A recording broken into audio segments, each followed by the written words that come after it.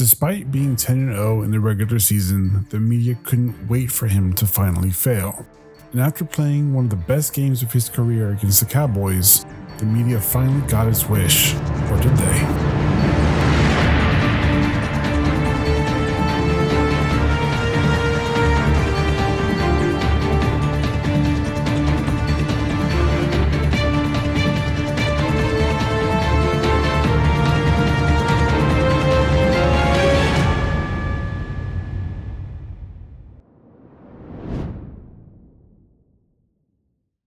It's interesting. The tricky thing about making this particular series, especially right before the 2024 draft, is that many people already know this story, or at least they think they do. But I can't lie. When I was outlining the series and splitting up the season into parts, I did not want to make this episode. It's not that I couldn't accept the fact that this was a dark time to be a Purdy fan. It's that I knew it was going to be difficult to add context and nuance to this particular stretch of games because a lot of people had already made up their mind. They had already decided that they were going to completely forget the previous 13 games before it. They were going to forget him coming in for an injured Jimmy Garopppolo in Week 13 to lead the Niners to victory. They were going to forget him making his NFL debut by starting opposite the greatest quarterback to ever play the game and lead the Niners to victory while also losing a major part of the offense. They were going to forget him winning his next 4 games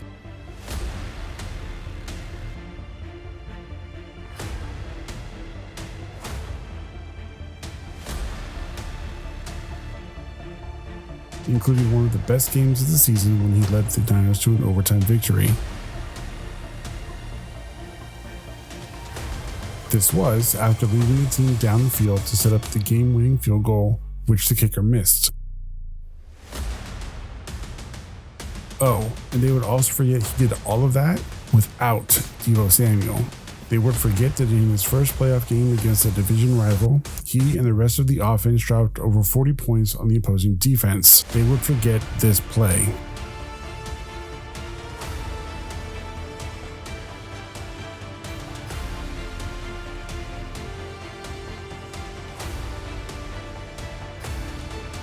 They would forget him leading the team to victory against one of their greatest rivals to move on to the NFC Championship game. They would forget that he did all of that while still being just a rookie. They would forget how hard he worked to rehab a torn UCL so that he could start the first game in his first full NFL season, even though he couldn't have a normal offseason. They would forget how he led the team to a dominant win over the Pittsburgh Steelers defense. They would forget how, in the next 3 games, he would prove to be one of the most efficient passers in the NFL.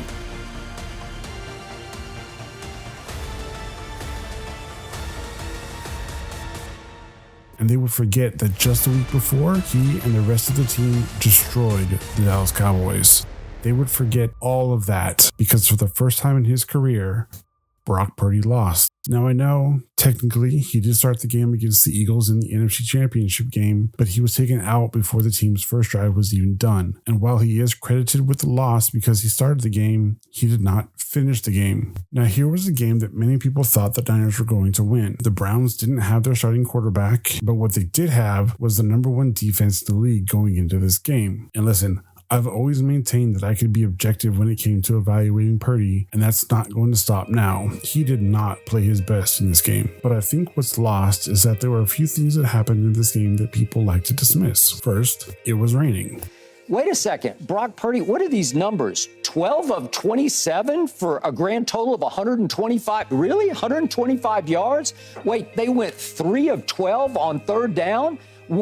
Now, I know that there are quarterbacks that can play well in the rain, but there are also a lot of quarterbacks that don't play well in the rain. Secondly, a few of the 49ers' best weapons on offense had to leave the game due to injury. Deebo Samuel, remember him? He left the game with a shoulder injury. Christian McCaffrey left the game in the 3rd quarter with an oblique injury. Now, for most people, they saw that, then saw the loss, and automatically came to the conclusion that the only reason Purdy lost is because he was without 2 of his major weapons. But here's where a lot of people choose to dismiss this fact. Despite Purdy not playing his best game, he still did the one thing that people had been asking him to do, lead the team on a game-winning drive. Remember what I said earlier about people forgetting? The only difference this time was that when the kick was missed, the team was losing by 2 points. Of course, with that loss, people were finally free to start questioning if Purdy was really as good as people said. Second, is it possible that the kid that I thought was going Tom Brady fell back to earth with such a thud that it was one of the all-time duds where you say, well, that looked like Iowa State Brock Purdy?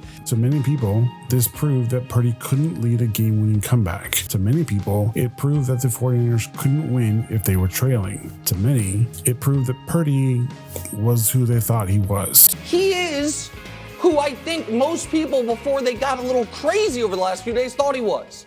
A big question mark, who is the Niners' weak link. Purdy was terrible. Do you know what people conveniently forget to include in their critiques? The fact that the kicker missed the field goal. And when people would bring it up, it was quickly dismissed. So, and the thing you did at the beginning of, well, but we're going to blame him for not making the field goal. Or, my favorite, well, if Purdy didn't play so bad for most of that game, they wouldn't have needed a field goal to win. The drive.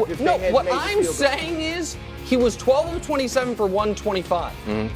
If he makes or misses that field goal, he played terribly in that game. The fact remained that Purdy and the Niners lost their first regular season game since he started, and they were hoping that things would get better when they traveled to Minnesota to take on the Vikings. Things, in fact, did not get better. They got worse. First, while CMC was back in the game, Trent Williams would end up being out from an injury he sustained the previous week. And second, Purdy would end up throwing 2 interceptions on back-to-back drives, leading to a loss of 17-22. And here, once again, people were not giving the full facts of what most likely led to that loss, or they would continue to dismiss the context and the nuances of it. You see, Purdy, up until a specific play, had actually been playing fairly well, but during the fourth quarter, the Niners went for a quarterback sneak, and this resulted in Purdy taking a nasty helmet-to-helmet shot that sent his head backward. After the game, Shanahan would inform media that Purdy showed concussion symptoms and would be going through the concussion protocol, but it was after this play, immediately in fact, that Purdy would throw his first interception, throwing just a bit too high and missing Juwan Jennings. Normally, I would be sitting here telling you that it was a bad pass, but he'd been playing clean the entire game, gets his head knocked off, and then immediately throws 2 back-to-back interceptions. Yeah, I'm gonna give him a pass, no pun intended. But the fact was, the Niners now had lost 2 games in a row. Tebow and Trent were still out with injuries, and the media was having a field day with his perceived downfall. It almost seemed like they were happy that he was, quote, turning back into a pumpkin. Not only is he not the MVP of the league, not only is he not the MVP of the team, he is actually the opposite of the most valuable player on the team. He is their weakest link. So had a number 1 seed for sure. So I got a what if for you. Sure. What if Brock Purdy, young quarterback, Mr. Irrelevant, last pick in the draft out of Iowa State, what if he starts to lose a little confidence? Because once a young quarterback loses confidence in this league, it just drains out of his body as fast as anything you've ever seen, where you just suddenly can't find yourself. You can't figure out who was I? What just happened to me? And unfortunately, it wasn't over yet. After being cleared to play the following week, Purdy and the Niners would be facing Joe Burrow and the Bengals. And if you were to look at the stat sheet, here's what you would see. He hit 22 out of 31 passes for a 71% completion rate. He threw for 365 yards, which worked out to a yards per attempt of 11.8. On the rushing side, believe it or not, he actually led the team in yards with 57. Yes, McCaffrey rushed for 54 yards and a touchdown, but to have Purdy as the lead rusher had never happened up until that point. But you see, the problem comes when you look at the fact that he only threw for 1 touchdown and 2 interceptions. There is no way to sugarcoat it. Despite all the rest of the stats, those 2 interceptions on crucial drives really did hurt the team as a whole. And because he had been cleared to play, using the excuse of a concussion really wasn't 100% valid. Joe Burrow simply outplayed him. I think that if he hadn't thrown those 2 interceptions, the backlash wouldn't have been as harsh, but because he did, he was seen as the main reason the Niners lost that game. And whether you believe that or not, the media was giving him 0 leeway. Okay, listen, I mean, I'm not trying to be obnoxious here, but I guess I am. It's exactly what I told you would happen. But the moment he doesn't have the perfect weapons, the moment he's not playing with a lead, he's not league MVP Brock Purdy. He's not pretty good, Brock Purdy. He's a millstone around their neck, Brock Purdy. Thankfully, week 8 was the final game that the Niners would play before their bye week. Trust me, it was needed. Changes needed to be made, and they only had a week to do it. Unfortunately, after the bye week, they'd be taking on one of the hottest teams in the league who were going into their bye week on a 5-game winning streak. And as it happened, the team being led by the last pick in the draft would be going up against a team being led by the first pick in the draft, number 1 versus number 262. What was at stake? Well, for some, it was Brock Purdy's job. And that's going to do it for this video. If you like this content, drop a like and leave a comment. To stay up to date, click that subscribe button and turn on the notification bell. Thanks for watching, and I'll see ya in the next one.